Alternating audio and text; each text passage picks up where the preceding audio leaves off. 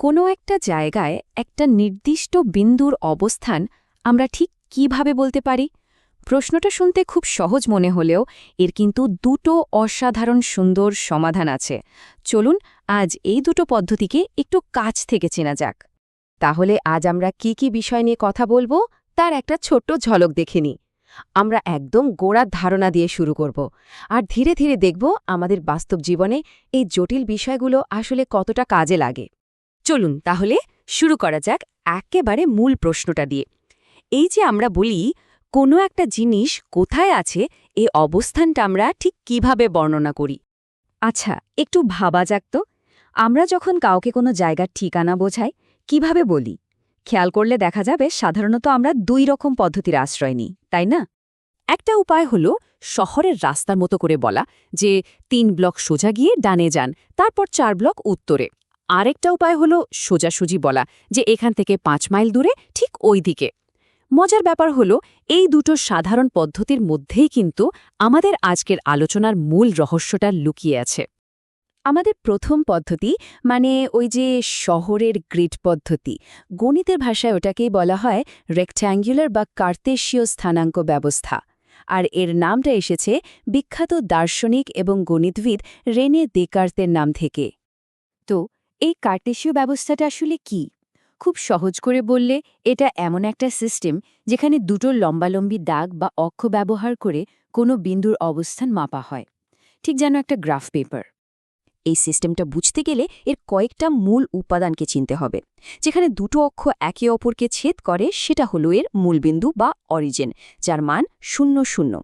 আর যে কোনো বিন্দুর ঠিকানা দেওয়া হয় দুটো সংখ্যা দিয়ে, x, y, যেখানে x বোঝায় ডানে বামে কতটা যেতে হবে আর y বোঝায় উপরে নিচে কতটা যেতে হবে।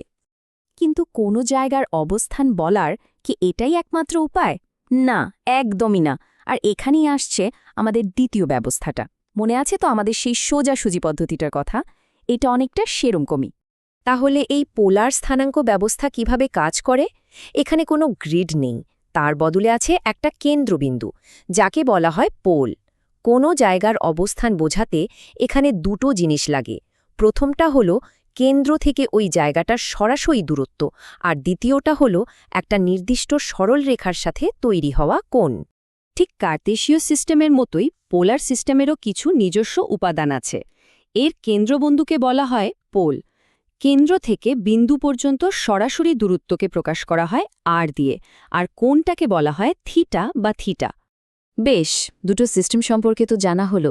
এখন চলুন এদেরকে একটু পাশাপাশি রেখে তুলনা করা যাক।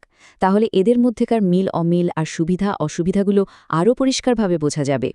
এই টেবিলটা দেখলেই কিন্তু দুটো সিস্টেমের পার্থক্যটা একদম জলের মতো পরিষ্কার হয়ে যায়। একদিকে পোলার সিস্টেম, যেটা দূরত্ব আর কোণের ওপর নির্ভর করে, আর অন্যদিকে কার্তেসীয় সিস্টেম, যেটা দুটো লম্ব দূরত্বের হিসাব কষছে। এই কারণে যখনই কোনো ঘোড়ার জিনিস বা বৃত্তাকার পথের ব্যাপার আসে, যেমন ধরুন রাডার বা জাহাজের ন্যাভিগেশন, তখন পোলার সিস্টেমটা অনেক বেশি কাজের। আবার শহরের ম্যাপ বা কোনো ইঞ্জিনিয়ারিং ড্রয়িংয়ের মতো গ্রিড ভিত্তিক কাজের জন্য কার্তেসীয় সিস্টেমের কোনো তুলনায় হয় না। আসলে সবচেয়ে মজার ব্যাপার হলো এই দুটো ব্যবস্থা কিন্তু একে অপরের শত্রু নয়, বরং এরা একই জায়গার ঠিকানা দেওয়ার দুটো ভিন্ন ভাষা মাত্র। আর যে কোনো ভাষার মতোই একটা থেকে আরেকটায় অনুবাদ করাও সম্ভব। তাহলে সেই অনুবাদের নিয়মটা কি? এই দুটো সহজ সূত্রই হল পোলার আর কার্তেশীয় ব্যবস্থার মধ্যেকার সেই সেতু। যদি আমাদের কাছে পোলারের আর থিটা থাকে, তাহলে এই সূত্র ব্যবহার করে আমরা সহজেই কার্তেসীয়র এক্স আর ওয়াই বের করে ফেলতে পারি। চলুন একটা বাস্তব উদাহরণ দিয়ে ব্যাপারটা বুঝে নেওয়া যাক। ধরুন পোলার স্থানাঙ্কে আমাদের কাছে আছে 95,45 ডিগ্রি, মানে আর হলো 95 আর সিটা হলো 45 ডিগ্রি। এখন শুধু মানগুলো সূত্রে বসিয়ে দিলেই আমরা এক্স এবং ওয়াই এর মান পেয়ে যাব, আর এভাবেই একটা সিস্টেম থেকে আরেকটা সিস্টেমে যাওয়া যায়। আচ্ছা, এই সব জটিল গণিতের বাস্তব জীবনে আদৌ কি কোনো কাজ আছে? অবশ্যই আছে। এর সবচেয়ে বড় আর চমৎকার উদাহরণ হল মানচিত্র তৈরি। আমাদের এই বিশাল পৃথিবীকে যে এক টুকরো কাগজে এঁকে ফেলা হয়, তার পেছনেও কিন্তু এই স্থানাঙ্ক ব্যবস্থার ধারণাটাই কাজ করে। এই উক্তিটা কিন্তু খুব গুরুত্বপূর্ণ একটা সমস্যার কথা বলছে। আমাদের পৃথিবী তো গোল, কিন্তু ম্যাপ সমতল। একটা গোল বলের মতো জিনিসকে বিকৃত না করে একটা সমতল কাগজে আঁকা প্রায় অসম্ভব। এই অসম্ভবকে সম্ভব করার কৌশলটাই হল ম্যাপ প্রজেকশন, যা পুরোপুরি স্থানাঙ্ক ব্যবস্থার উপর নির্ভর করে তৈরি। এই ছবিটা ঠিক সেই কাজটাই দেখাচ্ছে। দেখুন কিভাবে পৃথিবীর গোলাকার পৃষ্ঠের প্রতিটি বিন্দুকে গাণিতিক সূত্রের মাধ্যমে একটা সমতল কার্তেশীয় গ্রিডে মানে XY বিন্দুতে বসিয়ে দেওয়া হচ্ছে। এভাবেই কিন্তু তৈরি হয় আমাদের পরিচিত পৃথিবীর মানচিত্রগুলো। আর আজকের আধুনিক প্রযুক্তিতে এর ব্যবহার তো আরও অনেক ব্যাপক।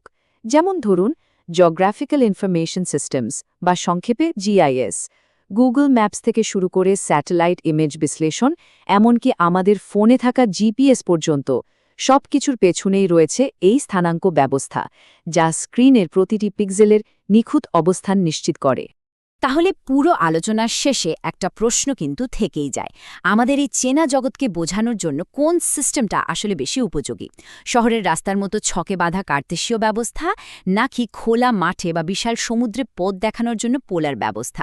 আসলে এর কোনো একটা নির্দিষ্ট উত্তর হয়তো নেই। পুরোটাই নির্ভর করে আমরা ঠিক কোন প্রেক্ষাপটে কোন পৃথিবীকে মাপতে চাইছি তার ওপর।